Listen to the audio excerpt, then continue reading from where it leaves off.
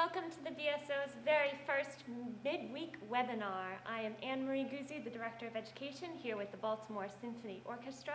And today we have a very special opportunity for you, our midweek audiences, to have a chance to meet Dr. Livio.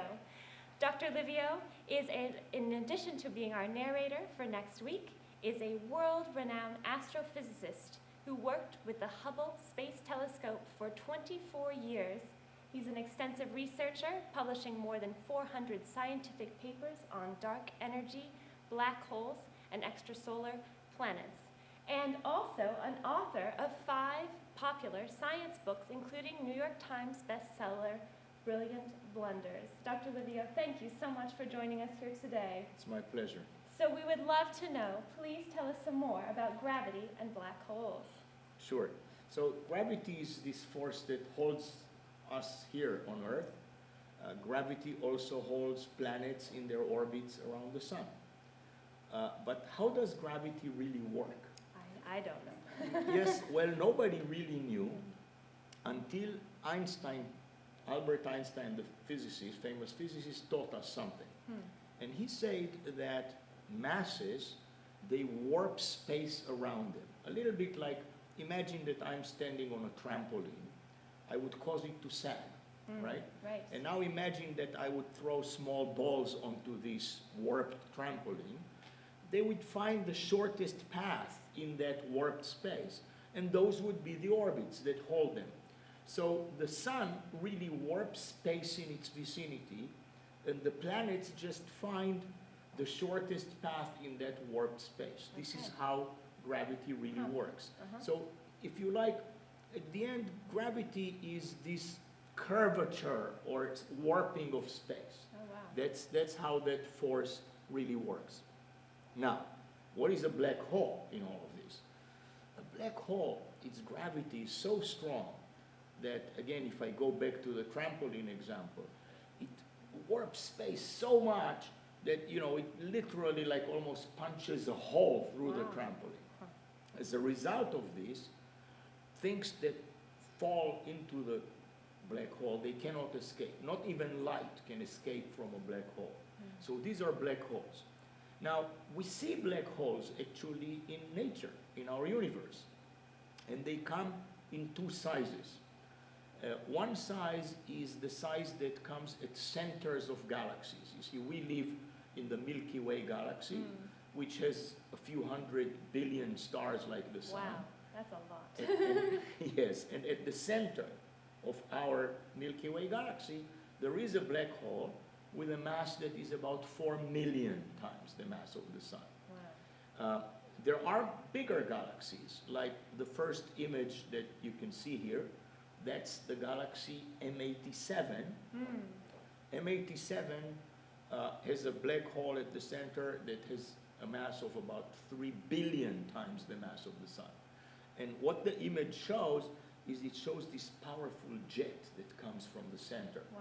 That doesn't come from the black hole itself, because I told you nothing escapes from the black hole. But what happens is that material is sucked into the black hole, gets very hot, and starts pushing, and that pushes this jet that we see there. So that's one thing. A second, the next galaxy that we can see there in the following image is another galaxy, M82, and because the black hole pumps a lot of energy into the, not the black hole itself, but the falling matter around it, pumps a lot of energy into the center of the galaxy, you see these bubbles that come out of the center and so on. A second type of black hole are less dramatic black holes, if you like. They have masses of only maybe 7 or 10 times the mass of the sun. But often, relatively small. Well, it's still big compared to us, but relatively small. But they are very often found in binary systems, namely 2 stars that, you know, like 2 dancers orbit each other like this. And the other is a normal star and one is a black hole. And you can see this in a drawing, just an artist's impression in the following image. And what the black hole does is it pulls mass from the ordinary star, and that mass forms a disk around the black hole, a bit like, you know, when you pour water in the sink, it starts rotating like this and so on. Now we come to the very interesting part, however. What's that? And that is that in Einstein's theory of general relativity, space and time are connected. Wow. They are connected into one entity, which we call space-time. We normally speak of space separately from time, but Einstein taught us that space and time are really connected. So the black holes, and indeed mass in general, not only warp space, but it also warps time. Wow. And as a result of this, if you are relatively close to a black hole, time ticks more slowly for you. More slowly than for somebody who's far away from the black hole. Huh. So for example, in this piece, Icarus at the Edge of Time, Icarus goes with a spaceship relatively close to the black hole. Right. And as a result of this, while for him maybe just 1 day passed, for people far away, 100 years could have passed at the same time. So if you want to live longer, you should get a little bit closer to a black hole. Okay. But then, first of all, don't get too close, Oh, because then you will be turned into spaghetti. Yeah, probably less good. Yes, but also there is a risk, because you know you will age maybe, let's say, by 1 day, but people you left behind may age by 1,000 years, and so you know you may not find them when you get back, and that's actually what is happening to Icarus, and so on. So, so we have this very, very interesting concept of changing time. And you might have thought that this is some sort of a science fiction, and it isn't. Really? Yeah. Huh. We actually use this, believe it or not, every day. How is that? Here, you see, we have cell phones. Many of us have cell phones. And these cell phones have in them a GPS system, which tells us where we are exactly on the surface of the Earth, right? And also tells us how to get to places. Well, this GPS system uses satellites that are far away from Earth. And you know, with 3 or 4 satellites, they locate where you are by transmitting to your phone, and that's how they find where you are.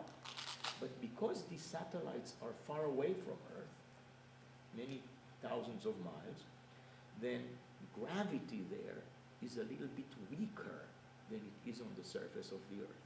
Huh. Because the Earth, you know, the closer we are, the stronger we feel its gravity. Right. So gravity there is weaker.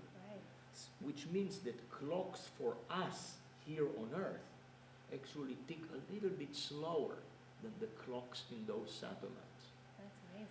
And had those satellites not taken that correction into account, we would actually miss our place on Earth by a few miles every day, just from the error that accumulates. So we can thank Albert Einstein then for the actually making GPS. the GPS system work properly. Wow. That's right. Useful. Good. Okay, so, you know, I gave you a short introduction. Now, I do have a question for you. So Please. you had mentioned that with black holes, they're at the center of these galaxies. Yes. But if they're sucking in all that light, how do you see them? How do you know they're there? Black holes at the end of the day, how do we know that the black holes are there? Oh, because we see their gravitational influence on their surroundings. Okay.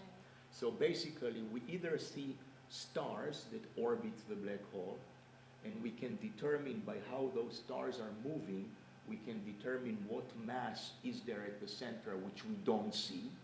Right. Or sometimes we see gas moving also around that black hole, and from that motion we can tell what is the mass of the black hole that we don't see. So how big are these black holes? So a black hole that has, let's say, a mass like the mass of our sun is about 2 miles in radius. Wow. So these are very compact objects. It's very, very compact. This is why, imagine you take the mass of our sun, but you know, you compress it to just about a radius of 2 miles. Now the black holes at the centers of galaxies, of course, they have I said, sometimes billions the mass of the sun, so they are much bigger, but they are still very small compared to the size of the galaxy. They are still very compact objects. Wow. And how far out do you feel the impact of the black hole? You said there was a black hole at the center of the Milky Way. Yeah. Could we get sucked in? No, because, to the outside world, the black hole just acts with the gravity of an object of that mass. So nothing more dramatic than this. It is only when you start to get really close to the black hole that all this warping of time and so on you start to feel those. Oh my goodness. So you have been an astrophysicist now your entire life. You worked with the Hubble Space Telescope for 24 years. How did you become an astrophysicist? Well, I was a very curious child, and I kind of always wanted to understand the universe and how it works and so on. I loved mathematics very much. So it was kind of natural for me. I didn't have to necessarily become an astrophysicist. I might have become another type of scientist, but understanding the universe was what attracted me the most. So that's what I did. That's fascinating. Now you have a very strong interest in art and in music as well. Is that correct? Yes. You're a fond lover of the Baltimore Symphony. We know. I'm the science advisor to the Baltimore Symphony. That's such an honor for us. But tell us, is there any connection between your love of art and music and what you do as a scientist? Is there a role that creativity plays in all of that? There is no direct connection, and I can definitely point to many scientists who have no interest in art, and many artists who don't have any interest in science. However, there are some that do. And I think the way I look at it is something like this. You see, what we as scientists try to do is we try, in some sense, to understand and explain the universe around us. What artists, I think, do, they try to present more their emotional response to the universe around us. And they do that, be it in the visual arts as painters, or sculptors and so on, or in music, which evokes very strong emotions in everybody, music and so on. So in some sense, scientists and artists are trying to do the same thing, but they choose a very different way to do that. As an astrophysicist, do you find you need to be creative and sort of like an artist in a way to do your job? Is there a role for creativity? Oh, creativity is essential to all of this, because what that means is that you cannot just think of what you see and take that and that's it. You always have to go beyond what you see, and you have to use your imagination to go beyond that, and you have to think sometimes in unconventional ways, whether you're an artist or a scientist, outside the mainstream, and do things that, we like to say, to do things outside the box. Right. So that's what, creativity is largely about. Great. Well, let's turn to some of our midweek audiences out there. We've got a question here from Sandy Mount Elementary. They would love to know, why do black holes have such a powerful pull? So the reason they have such a powerful pull in their vicinity, I have to emphasize this, very far away, they are just like any other mass of that order.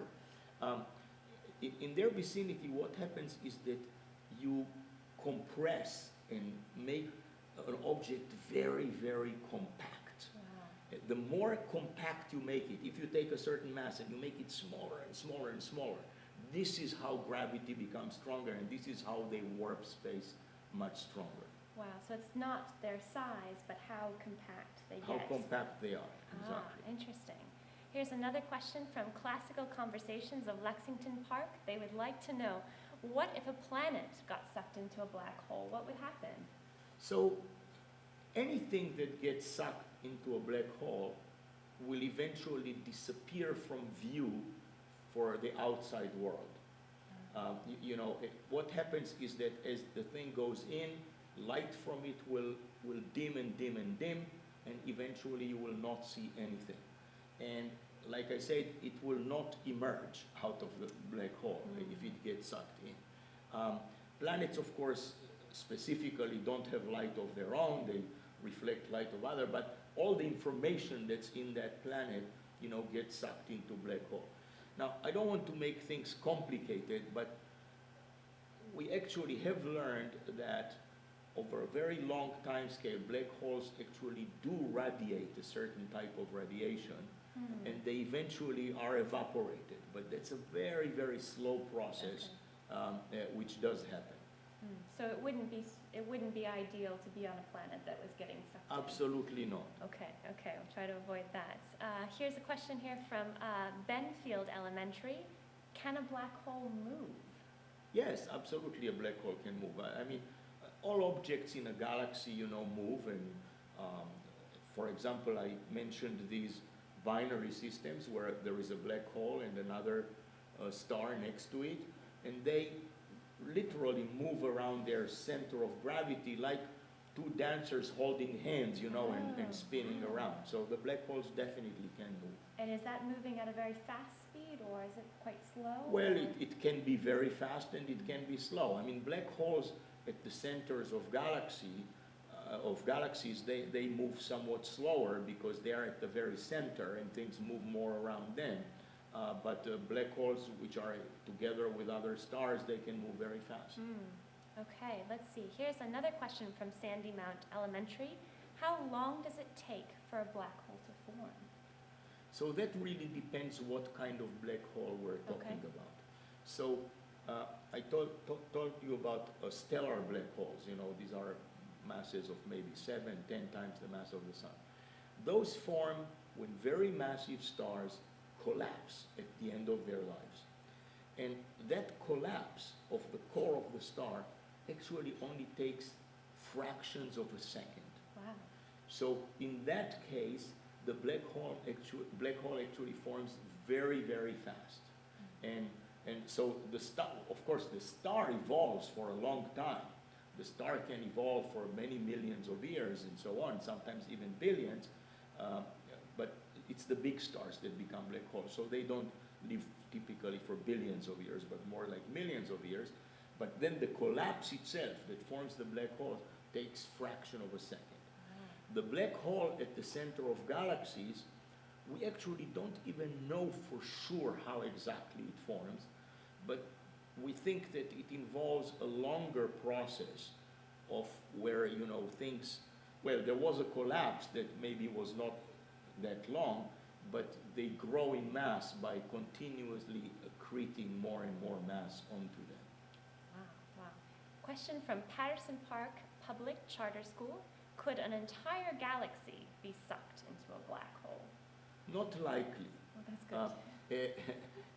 Because, like I said, a black hole acts on its surrounding just like a mass of that type of thing. And usually what happens is that the mass of the black hole, even though it may be large, it may be a few billion times the mass of the sun, the mass of the whole galaxy you know, can easily be hundreds of billions of times the mass of the sun.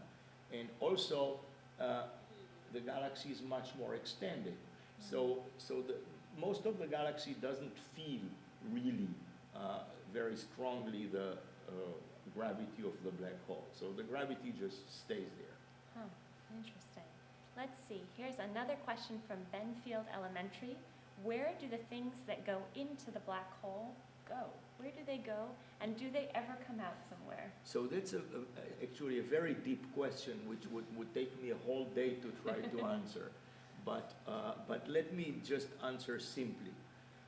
From a point of view of an outside observer, actually, because time goes more slowly near the black hole, it actually takes forever to matter to really get into the black hole, if you like. Oh, because things happen more and more and more slowly. They Like disappear Icarus. from view, but it takes them forever to actually get into the black hole. Now, once the black hole accreted whatever it accreted, I take a piano and I throw it into the black hole, and where did the information that this was a piano go? And until some years back, we thought that that information actually disappears from our universe and we will never see it again. But I mentioned to you that we now know that because of some effects of the subatomic world, which we call quantum mechanics, black holes actually radiate and they evaporate. As a result, they become smaller and smaller. So in some sense, that information could re-emerge in our universe. And the question is, does it really re-emerge or is it forever lost? And this is a deep question that physicists are still struggling with. The latest ideas are that maybe it can re-emerge, but we even that don't know for sure. Wow. So to be continued, I yes, guess. That's right. Question from Patterson Park Public Charter. Could two black holes collide and what would happen? Absolutely they can collide, and they do all the time. Really? Yes. Wow. Because what happens is that the way galaxies evolve is that you start with small galaxies which then merge together and form a bigger galaxies, and then those merge together and so on. So like building blocks, until they build the big galaxies that we see today. When the two galaxies merge together, the black holes at their centers also merge together to form a bigger black hole. And actually we are hoping that one day in the not too far future, we will actually have experiments that will be able to measure the gravitational waves that arise when these two black holes merge together. Wow. Is there any chance of our galaxy merging with another galaxy? Yes, not only a chance, we know this with certainty. Our galaxy is going to merge with the Andromeda galaxy in almost precisely 4 billion years. So, you know, you start preparing now because it will be here in no time. The two galaxies are going to merge in 4 billion years and their black holes will merge. Yes. Question from Classical Conversations of Lexington Park. Could a giant black hole swallow up the entire universe? Well, not a giant black hole that is inside our universe would not swallow, but in some mysterious sense, our entire universe could be thought as if it is inside some sort of a giant black hole. Oh, wow. So another question from Classical Conversations. Are black holes visible? Well, they are not visible directly, except for that quantum process that I mentioned, which is not particularly observable. So directly they are not observed. However, if you have a black hole and it accumulates mass from its surrounding, which forms a disk, or let's say around it, then what happens is that the gas at the inner part of that disk gets extremely hot and it emits X-rays, just like the X-rays that, you know, when you go to a doctor and they do you know, an X-ray. So those emit X-rays, which are very powerful radiation. And we know of many, many objects which we see, which emit X-rays like this, and where we believe that there is a black hole there in the middle. Here's a question from Sandy Mount Elementary. Can black holes grow? Can they become larger? Yes, they in fact grow all the time. Okay. This black hole that accumulates mass from its surrounding actually grows all the time. So yeah, black holes definitely by natural processes, either by, let's say, merging, they grow in mass because they can even double the mass, or by accumulating mass, they can actually grow. And that happens at the universe all the time. Oh wow, is that something that you measure as an astrophysicist? Do you measure like a well, you cannot measure precisely by how much the black hole has grown, but we actually do measure the rate at which it accretes mass from its surroundings. So that actually tells us in some sense at what rate the black hole is growing. Wow. Here's another question from Sandy Mount Elementary. Can a black hole die?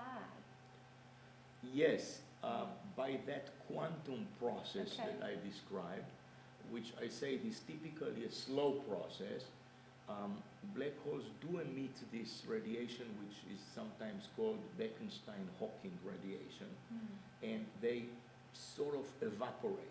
So basically, in a long, long time, black holes can radiate all their energy and disappear. But this happens on enormously long time scales. Right. Huh. Let's see. When was the last supernova that created a black hole? So, I'm not sure if the person there asks about our own galaxy or others, you know, and so on. There was a supernova in 1987 in a galaxy that is very near the Milky Way, the Large Magellanic Cloud. And normally when a supernova happens, the center of the star collapses, and it forms either an object that we call a neutron star, which is an object that is a little bit bigger than a black hole. It's about maybe 6 miles in radius, but also a mass of the sun. And it spins very, very fast. So it either forms that or a black hole. In the case of the supernova of 1987, which is known as supernova 1987A, because it was the first supernova in 1987, we have not yet seen that neutron star that might have formed at the center. So there is some speculation that maybe that supernova and that collapse actually formed a black hole. But we don't know that for sure yet. But if that was the case, then, you know, we had in our vicinity, relatively speaking, in a galaxy that's nearest to us, only, you know, less than what? Some 1987. So just a few decades ago, we've seen something perhaps that formed the black hole. That's amazing. Let's see, we've got just a couple more minutes. Please. But here's a question from Benfield Elementary. So we have the Hubble telescope to take pictures of space. Is there any technology to go into a black hole and transmit information? So, no, we still don't have any technology, not only not to get into a black hole, but not to, you know, really get in any reasonable amount of time to the nearest star. So that we don't have. At the moment, we only have technology that explores the solar system, planets in our own solar system. Mars, you know, we have the Curiosity rover on the surface of Mars and so on. We have had a few spacecraft that have actually left the solar system, but still to even get to the nearest star, it would take them a long, long time, because the nearest star is still a few light years away, which means that even if it moved at the speed of light, it would have taken it years to get there, and they move much slower than light. So no, we don't have at the moment technologies that to reach black holes, and certainly not to try to get into them. Got it. Here's a classical conversations question. Are wormholes real, and are they specific types of black holes? So wormholes are something that also comes of Einstein's theory of general relativity, and they can connect two parts of space-time. And in principle, you could time travel through them. Now, they are theoretical concepts so far. We have not yet seen, by observations, anything that we have identified to be a wormhole. But, you know, we know from science in general that things that usually are predicted by theory, if the theory is good and has been tested in many ways, as general relativity has been, then those predictions might be correct. So it's possible that wormholes exist, but we haven't yet seen one. Got it. So for all of our aspiring scientists out there, do you have any words of advice? Well, be curious is the first thing. The second thing is they should really concentrate on their math, because all sciences today require, you know, quite good math skills. And you have to be prepared to work hard, because it's a very competitive field, but follow your dreams, basically. I mean, not everybody needs to be scientists, but those who want to be scientists should be prepared to work hard, and then they will get there. I I think that's great advice. Well, thank you all so much for joining us out there. Thank you so much, Dr. My Livio. pleasure. This was such a thrill for us, and we look forward to seeing you all next week at our midweek concerts, Icarus at the Edge of Time.